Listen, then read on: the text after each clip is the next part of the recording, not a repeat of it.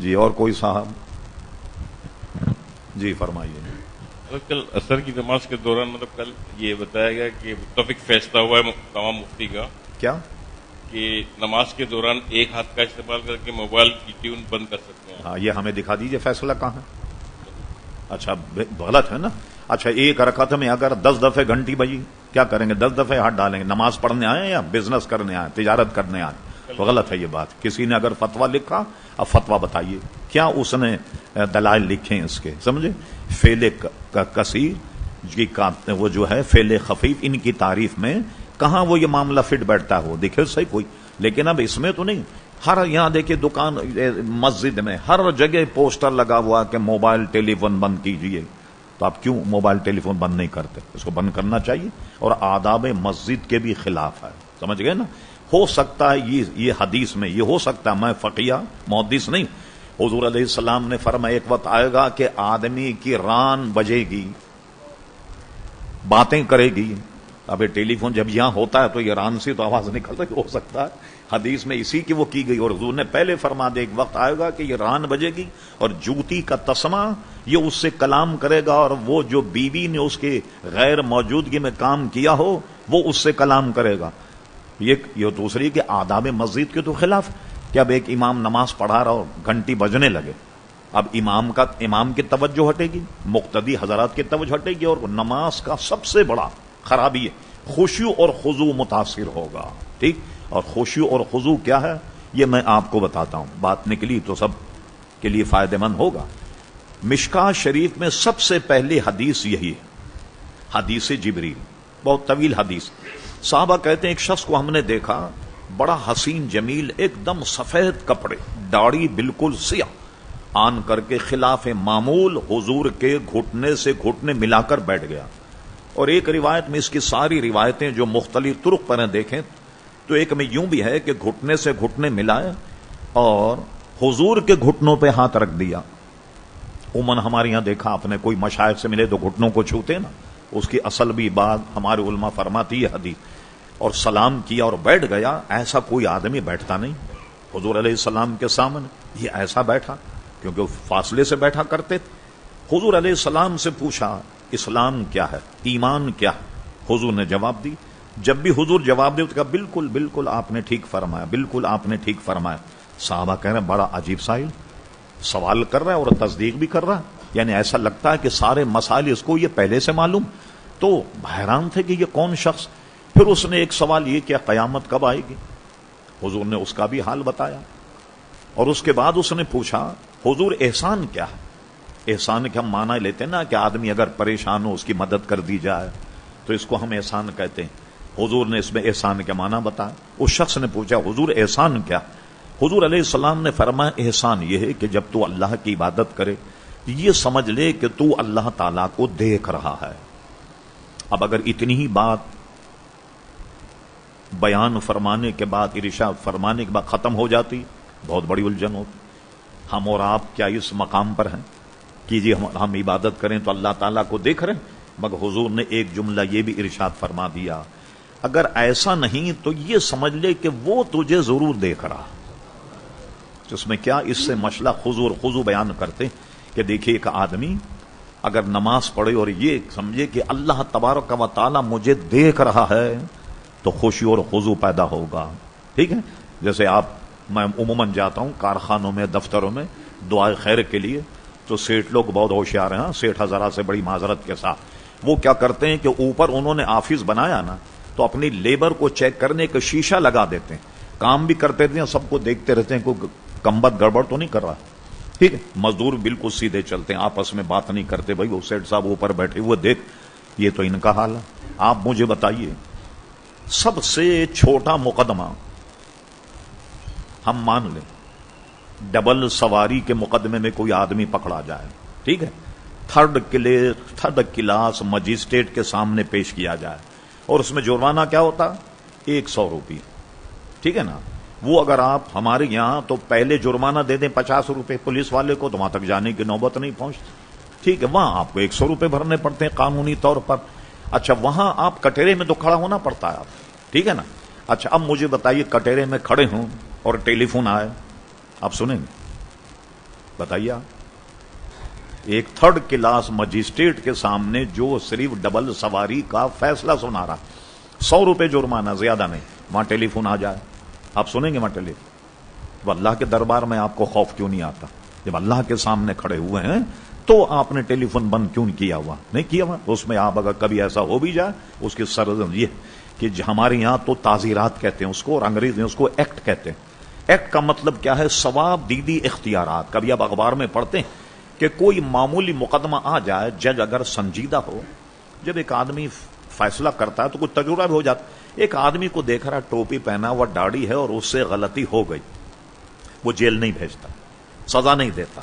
یا بچہ ہے، بچپن میں کوئی کام کر لیا، وہ کیا کرتا، اس کو جیل نہیں بھیجتا، بچے کو جیل میں تو اور بگڑ جائیں گے لوگ، اس کو کہتا ٹھیک ہے آپ کھڑے ہو جائیں، کیا سزا ہے آپ کی؟ تا برخاست عدالت، جب تک عدالت برخاست نہیں ہو کونے میں کھڑے ہو جائیے۔ بس وہ کھڑا ہوا بیچارہ، جب مجسٹریٹ فیصلے سنا کر کے اندر چلا جائے اس کی سزا ختم ہو جاتی، تو ایکٹ میں آ جائیں گے کم سے کم۔ تو آپ خود اس موازنہ تو کیا ہی نہیں جا سکتا، لیکن اتنی دیکھیں آپ کے جب اللہ کے دربار میں کھڑا ہو تو اس کی کتنی ہیبت ہونی چاہیے، کتنا خوف ہونا چاہیے، اور کیسا خشوع اور خضوع ہونا چاہیے۔ اب لوگ ٹیبل سن رہے ہیں، بات بھی کر رہے ہیں، بند بھی کر رہے ہیں، جیب میں بھی رکھ رہے ہیں، تو بھائی یہ سارے کام فرصت کے ہیں، تو اس سے پرہیز کرنا چاہیے۔ جیسے نماز وقت نیت کرنا ضروری ہے، اسی طرح سب سے پہلے آپ ٹیلی فون کا ٹیٹوا بند کر دیں، گھنٹی بند کر دیں، اس کی کوئی فرض یا واجب نہیں ٹیلی فون کا، اس کو بند کر دیں، اور اس کے بعد ہمیں آپ اس پہ کیا کہتے ہیں وائبریشن پہ رکھ دیں، آپ کسی بھی طرح آپ نماز سے فارغ ہو، دیکھ لیے کس کس کی کال آئی، مسجد کے باہر جا کر کے آپ سن لیں۔ ہم نے تو یہ دیکھ رہے ہیں مسجد میں کس کس کو سمجھا، لوگ سن بھی لیتے ہیں، بات بھی کر لیتے ہیں، گھنٹی بھی بج جاتی، یہ آداب مسجد کے خلاف۔ اور جب آپ بات کریں گے مسجد میں، سرکار کا ارشاد ہے کہ مسجد میں بات کرنا نیکیوں کو ایسے کھا جاتا ہے جیسے آگ لکڑی کو کھا جاتی ہے، لہذا آداب مسجد بہت زیادہ ضروری۔ جی جی، یہ لیجیے موبائل فون اگر کھلا رہ گیا اور اس وقت نماز توڑ کے دوبارہ بند کر کے نماز توڑ تو سکتے؟ یہی کر سکتے آدمی، بجائے دوسروں کو پریشان کرنے نماز توڑ دے، ٹھیک ہے۔ اور ہر وہ چیز سے جس پہ نمازیوں کو تکلیف ہو، بلکہ ہمارے فقہا نے یہ بھی لکھا کہ نمازیوں کو اگر کسی آدمی سے تکلیف ہو، میلے کپڑے پہن کے آئے، خوب تمباکو کھا کر کے آئے، حقہ گڑگڑا کر آئے، سگریٹ پی کے آئے، اور اس کے بدن یا منہ سے بدبو آ رہی ہو، تو نمازیوں کو فقہا نے لکھا یہ حق ہے کہ اس کو کہیں آپ مسجد سے باہر چلے جائیے، ورنہ کتنا سنگین، آپ کسی کو مسجد سے باہر تھوڑی کر سکتے، کوئی مسلمان اگر آ جائے، لیکن کسی سے لوگوں کو اذیت ہو اور اس سے بدبو آ رہی ہو تو اس کو باہر کیا جا سکتا۔ اس لیے ہمارے فقہا نے لکھا کچا لہسن کچی پیاز کھا کر مسجد میں نہ آئے، حقہ پی کر یا سگریٹ پی سے، اگرچہ حقہ یا سگریٹ سے وضو تو نہیں ٹوٹتا، لیکن اچھی طریقے سے کلی کر لے، مسواک کر لے اگر باوضو ہے، اور بہتر یہ ہے کہ وضو کر لے مستحب، اور کم سے کم یہ کہ اچھی طرح کلی کرے کہ منہ سے اس کے بدبو نہیں آئے، اور کسی نمازی کو اس سے اذیت نہ ہو۔ اب اذیت کئی قسم کی ہوتی، ابن کثیر نے یا الذین آمنوا اذا نودی للصلاۃ من یوم الجمعۃ فاسعوا الی ذکر اللہ، جمعے کے فضائل یہ حدیث شریف نقل کی کہ کوئی آدمی جب جمعے کے دن آئے، پہلی صف میں آئے، بیٹھ جائے، ذکر و اذکار کرے، غسل جنابت کی طرح اچھی طرح ذکر کرے، گھر اگر قریب ہے تو پیدل چل کے آئے، اور کسی کو اذیت نہ دے، تو اس کے آئندہ کے ایک جمعے کے گناہ معاف ہو جاتے ہیں۔ اب آئیے، اذیت کیا ہے؟ لوگوں کے کندھوں کو پھلانگ کر کے آگے جائے۔ ایک حدیث شریف میں ہے کہ جو جمعے کے دن یا کہیں لوگوں کے کندھوں کو پھلانگ کر کے آگے جائے تو اس آدمی کو کل قیامت میں جہنم کا پل بنایا جائے، لوگ اس کے اوپر سے جائیں، تو یہ بھی اذیت ہے ہمارے یہاں۔ ہم نے سن لیا مولانا نے فرمایا تھا کہ پہلی صف میں نماز پڑھنے کا زیادہ ثواب ہے، لیا اس کا آسان طریقہ یہ ہے سب کو کود پھاند کر کے اور اگلی صف میں آ جاؤ۔ کوئی شریف آدمی تو خود بیچارہ وہ پیچھے ہو جائے گا کہ بھئی کوئی تو تڑاک نہ ہو جائے، اور وہ اپنے جگہ ڈٹ جائے، آپ کو پہلے آنا، پہلے آئیے اور بیٹھیے۔ یہ کوئی سنیما کی نشست تھوڑی کہ آپ رومال رکھ کے جائیں اور جناب ریزرو ہو گئی آپ کی نشست، اور وہ کوئی جگہ مسجد میں مقرر کرنا کہ یہ میری جگہ ہے سوائے مؤذن اور امام کی، یہ ضرورت ہے۔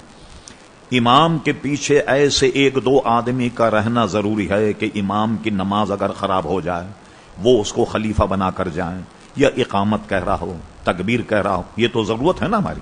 اس کے علاوہ کوئی اپنی جگہ مقرر کرے، اس کو منع کیا گیا۔ اور آپ نے دیکھا ہمارے یہاں عموماً یہ ہوتا کہ جو جگہ اس کی ہے اگر اس پہ کوئی آدمی بیٹھ جائے، ارے صاحب ہمارے یہاں کئی دفعہ یہ ہوا کہ کو پتا نہیں یہ جگہ میری، یہاں بیٹھ گیا۔ کرے بھائی جگہ جہاں جگہ مل جائے، اور اس کی فضیلت سنیے کیا ہے، جہاں جگہ مل جائے وہاں نماز پڑھو۔ یہ لوگوں کی رم سمجھ میں نہیں آئی۔ حدیث شریف میں ہے کہ یہ کیوں فرمایا، کبھی یہاں جگہ مل یہاں پڑھ لیں، وہاں ملے وہاں پڑھ لیں، وہاں ملے وہاں پڑھ لیں۔ کسی کو کوئی پروٹوکول نہیں ہے نماز میں۔ ہاں کوئی عالم آئے، کوئی مفتی آئے، کوئی معزز آئے، دیندار آئے تو اس کی تو ادب اور احترام تو ہر جگہ کیا جائے گا۔ تو کیا ہوگا، جس جس جگہ وہ نماز پڑھے گا کل قیامت میں وہ جگہ اس کے سجدوں کی گواہی دے گی۔ اس لیے پوری مسجد مسجد ہے، جہاں جہاں بھی وہ نماز پڑھے گا تو کل قیامت میں وہ جگہ اس کے نماز اور سجدوں کی گواہی دے گی۔ اس لیے کوئی جگہ مقرر نماز میں ہرگز کسی نمازی کو وہ نہیں کیا جا۔ کئی میں چیزیں دیکھتا ہوں، فتنے کی ہم لوگ سب برداشت کر لے۔ اب نماز میں تھوڑی سی جگہ ہے، کوئی تندرست آدمی گھس جائے، برابر والا پریشان ہو جاتا۔ آپ سوچیں کہ اس کو سمجھا تو یہ کام آنے گا، وہ خود پیچھے ہو جاتا۔ ابھی تو بری بات ہے کہ پہلے وہ آیا اور آپ کے شر سے محفوظ ہونے کے لیے وہ پیچھے چلا گیا۔ آپ لمبے چوڑے آدمی، دو آدمی کی جگہ آپ کو چاہیے تو آپ کھڑے ہو جائیں بیچ میں، لوگ ادھر چلا۔ دیکھیں بل اتنی سی جگہ ہے،